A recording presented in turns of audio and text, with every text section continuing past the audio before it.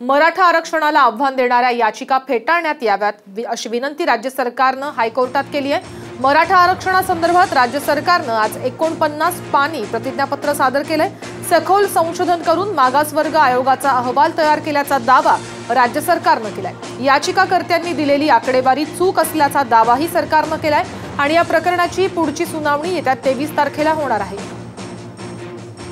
सरकारनं दिलेल्या प्रतिज्ञापत्रात नेमकं काय म्हटलंय पाहूयात ग्राफिक्सच्या माध्यमातून।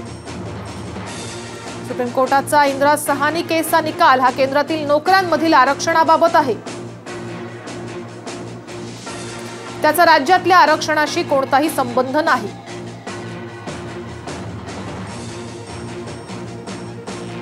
राज्य सरकारनं मराठा समाजाला 2014 साली जे आरक्षण दिलं ते आज देखील अस्तित्वात आहे आणि सुरू आहे।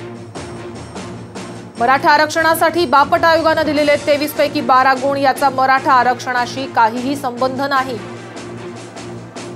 सर्वाधिक मराठा आमदार असण्याचा आणि मराठा आरक्षणाचा संबंध नाही।